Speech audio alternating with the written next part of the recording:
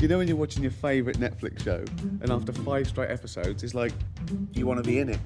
Here's the problem, team. Nobody knows what Hulu Plus Live TV is. I'm busy. And that was okay because I had one of these, an Amazon Fire TV stick. Sky Sports presents The Run-In, with the games everyone is talking about, including the season-defining title decider. They've got it to lose. Beat them and it's all over. We got relegation for a few years. We know what's required.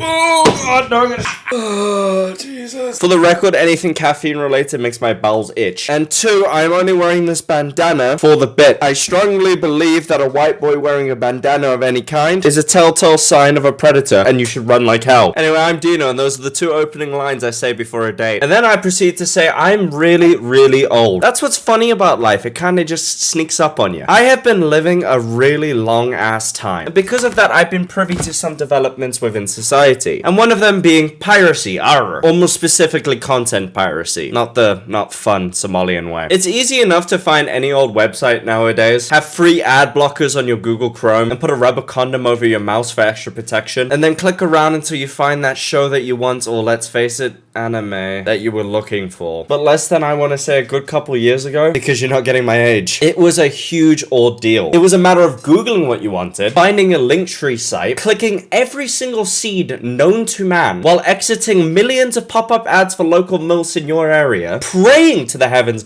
that someone was seeding said link, and then waiting 2 days for your content to download, and hoping to the Lord that the file that you downloaded is what you wanted, and is not A, Russian spyware, or B, a random ripped cam copy of something you didn't even want. I once legitimately got a Chinese mixtape, which kind of messed with my brain, because in China you can't say anything bad about the government, so what would you even rap about? I grew up in the streets of Hong Kong, which was lovely and nice, and I never even had to fight. I love Chairman Min, he provides my family everything. I'm gonna quit while I've still got the zing, cause I'm worried I somehow make this a racist thing. Oh, I already cooked up. Hong Kong's not a part of China. Or is it? I don't know who's paying me more. I've got no ethics. The point being, I wanted to watch the first Avatar movie. I didn't want to listen to Chinese propaganda. And that's just for movies or series. Not to mention the 50 files that you would have to download individually and mash them together to make one working video game like Mass Effect. It was a nightmare time to live. Convenience was just not an option. Either you had to pay out of the absolute arse for a DVD of what you wanted, or run the risk of complete PC failure for episodes of Naruto 1 to 12. That was until we were blessed with a heavenly goatsy, and a golden turd known as Netflix was dumped onto the land. A website in which I get to see some of the latest movies for an absurdly low price, and don't have to sit for 20 minutes of ads in spite of paying for the service.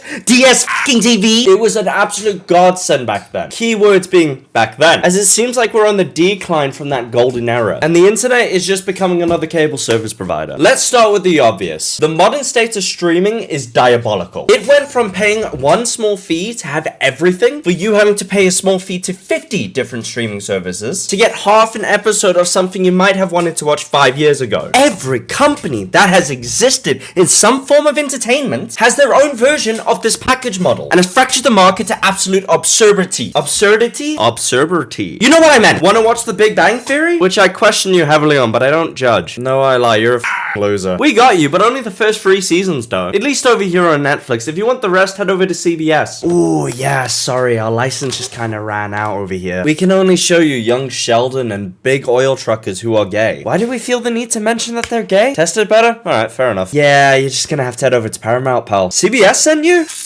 Yeah, we got you season 4 to 9, but you're gonna have to pay a late joining fee. It's halfway through the month of October and our CEO just kind of felt like that was fair. And considering that all of these services have their own prices, it gets a little costly to enjoy a show. And I know you poors need every cent you can get for Diet Lemonade and Doritos chips. And that's where the problem lies. What do dirty poor people do when the service that they want is at an unreasonable price point? Well, my friends, the seas away. Big black meat, he's jerking me till I sneeze.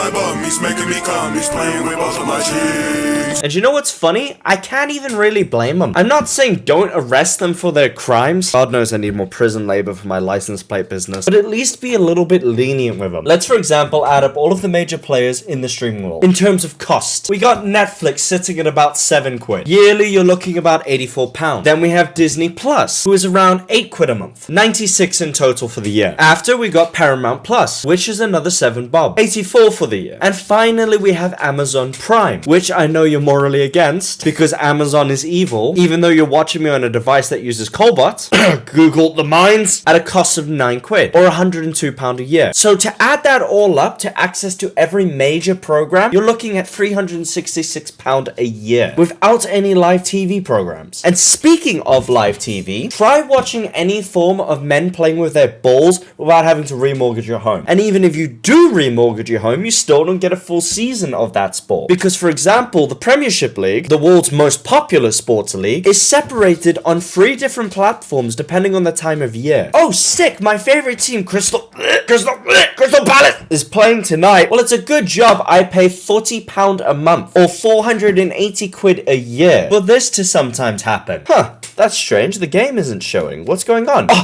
how silly of me. I'm paying nearly £500 a year for a service that doesn't even show all of the games because BT Sports gets to have some and I have to pay £17 a month for the extension or £204 a year. Well, surely if I pay at least £700 for both BT and Sky, I can see all of the games.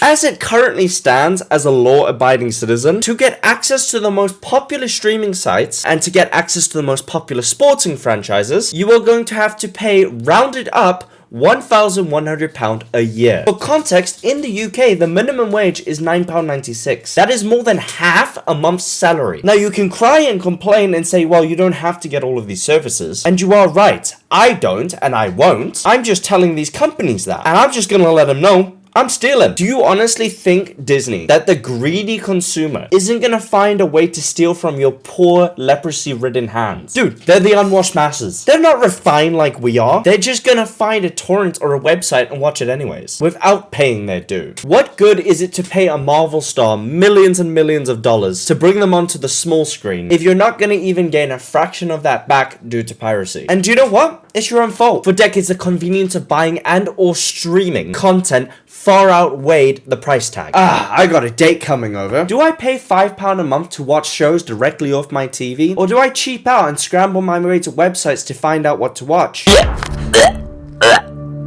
Hey! Stop gagging your popcorn, I'm trying to watch the movie. Sorry. But now the inverse of that is happening, as the price points are starting to outweigh the convenience. And this isn't just me talking out of my ass. Data shows that an increase of piracy has upticked 20% since the COVID pandemic. It is a real issue that isn't being addressed by these companies. They are kind of looking through their websites for a skewered lens. Instead of focusing on trying to turn a historically money pit business into something profitable, they should take a page out of YouTube's textbook. You see, YouTube is now, nor will it ever be a profitable empire. Server costs alone make it impossible for the website to stand on its own 2 feet. And without the backing of Google, well, we'd probably not be having this conversation. Which is why Google sees YouTube not as a direct money-making business, but as an investment. Although YouTube won't make them money directly, the advertising data, the vast amounts of machine learning, and the huge stockpile of moist critical videos for AIs to learn how to sound human in spite of speaking in a robotic voice is invaluable. The ad data can be sold off in another department, and the machine learning only helps Google get better at understanding humans' wants and or needs. Not to mention, YouTube in itself is an influencer. If YouTube wants to push your opinion in a certain way, it can and does and will, by subconsciously pushing you videos that it feels will benefit you as well as itself. The power that Google holds with YouTube is immense, as it is so globally recognized. So why doesn't Netflix do the same, or rather some form of it? The website is so popular, it has a shortcut button on most most modern remotes. So why don't you stop being silly with your business? Because putting your prices up and removing content and or cancelling shows that people actually like isn't exactly a winning business strategy. It may be time to shift before there's no more time to shift for. You big guys gotta remember everyone has a breaking point, and if you're not gonna adapt for consumer needs, well, they'll go get their fill somewhere else. Oh, and they sure as shit will not tolerate ads on a streaming site. That is a horsepipe dream. Can I just bring it back to the live TV thing, because something just occurred to me. By the way, if your team is not in the Premiership, you better hope to Christ that none of the Premiership teams are playing that day, because if you're a League 1, League 2, or Championship team, good luck. Unless you want to pay £5 a pop to watch Rovers play, like I do every Saturday. That's all I have to say on the matter, guys. Legally, you have to subscribe, and legally, I love you. And I'll see you guys later. Bye-bye.